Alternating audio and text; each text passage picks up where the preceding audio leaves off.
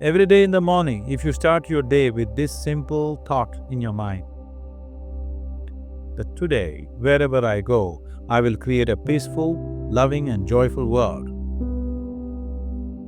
If you fall down 100 times in a day, what does it matter? For a committed man, there is no such thing as failure.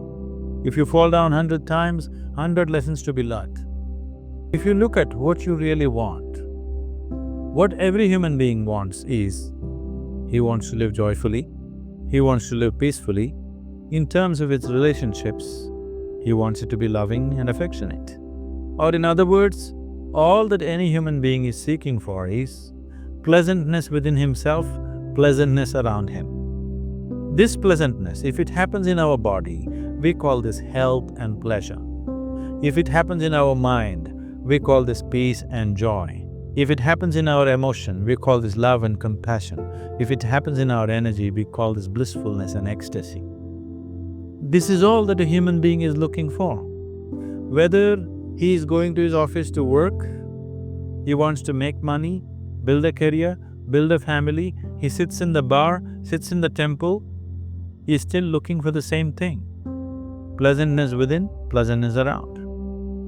If this is what we want to create, I think it's time we addressed it directly and commit ourselves to creating it. So you want to create yourself as a peaceful human being, joyful human being, loving human being, a pleasant human being on all levels.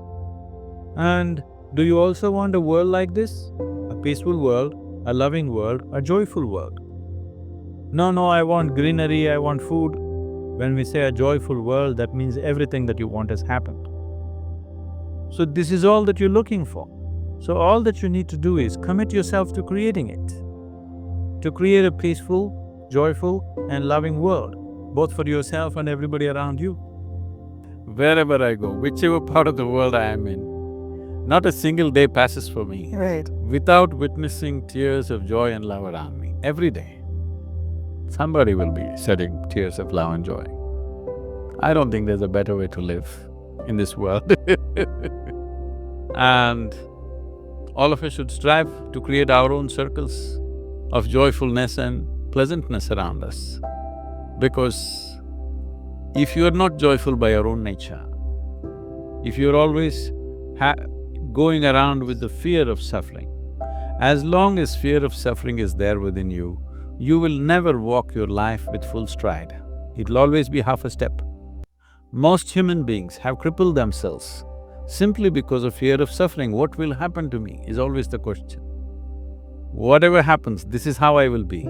If this assurance comes to you, only now you will want to scale the peaks of life and see, what about it? If it happens, makes no difference to you. If it doesn't happen, makes no difference to you. That's when you would like to really explore every dimension of life. So first and foremost thing is this, that your way of being is not determined by what's around you. If you bring this one aspect to you, there is no fear of suffering. Once there is no fear of suffering, you will traverse the breadth and length of this life without hesitation. Now, suffering, please look at it and see, people are capable of suffering just about anything. People are suffering their well-being, people are suffering their illness, people are suffering loneliness, people are suffering togetherness. Is it so? People are suffering poverty, people are suffering affluence. Is it so? People are suffering discomfort, people are suffering comfort. Is it so? So they are capable of suffering anything. So obviously, they are creating suffering. Yes? If you look at yourself, this life energy which you call as myself sometimes has been very blissful. Has it been joyful and blissful at certain times? Sometimes it's been absolute turmoil, sometimes peaceful, sometimes agony, sometimes ecstasy. Has it gone through all this? So it is capable of finding all these various expressions. So if it is capable of all this, if only if you had little mastery over your life energies, what would you instruct your life energies to be? Misery or joy? Joy. So people who have no control over their systems, they're talking suffering is inevitable. No, suffering is not inevitable. Suffering is self-created. Just show me one thing that human beings are not suffering right now. Just show me one aspect of life that human beings are not suffering right now. They're suffering just about anything. Not just life, they're even suffering death before it happens. That which is and that which is not, everything they suffer. This is not. You are not suffering loneliness, you are not suffering company, you are not suffering money, you are not suffering poverty. What you're suffering is, you're half alive. You're desperately trying to make yourself fully alive through money, through drink, through sex, through going on a trek, coming to the ashram. In so many ways, you're somehow trying to make yourself fully alive, which is yet to happen fully. Here and there you feel a burst of aliveness, but again it ebbs down. So, when people are constantly half alive, pleasure becomes an important part of your life, very important part of your life. Without it, you cannot exist. Pleasure becomes paramount in your life when you're only half alive, when physicality is all that you know. Pleasure becomes of immense importance in your life. If you become fully alive, you will become so blissful, joyful, ecstatic without reason, bursts of ecstasy within you without any reason. It's almost embarrassing.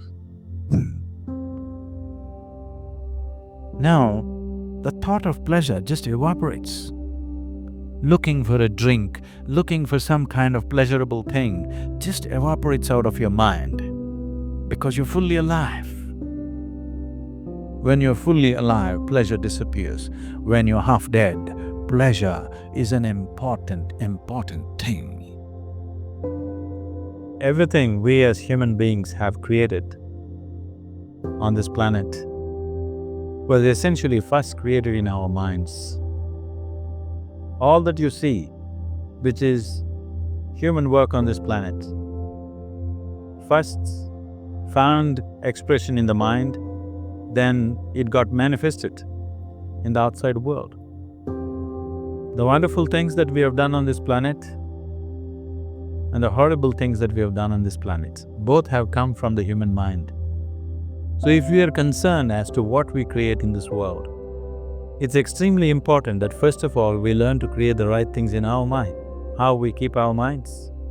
If we do not have the power to keep our minds the way we want it, what we create in the world is also going to be very accidental and haphazard. So learning to create our minds the way we want is the basis of creating the world the way we want. Every day in the morning, if you start your day with this simple thought in your mind, that today, wherever I go, I will create a peaceful, loving and joyful world.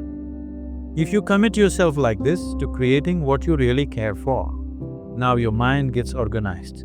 Once your mind gets organized, the way you think is the way you feel, your emotion will get organized. Once your thought and emotion is organized, your energies will get organized in the same direction. Once your thought, emotion and energies are organized, your very body will get organized. Once all these four are organized in one direction, your ability to create and manifest what you want is phenomenal. You are the creator in many ways. That which is the source of creation is functioning within you every moment of your life. It is just that, have you kept access to that dimension or not? Organizing the four basic elements of your life will give you that access. There are tools and technologies to do this.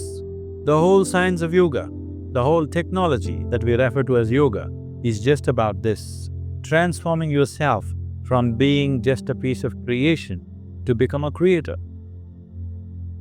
It is my wish and my blessing that every human being in this world should have this access to the source of creation within himself so that he can function here as a creator, not just as a piece of creation.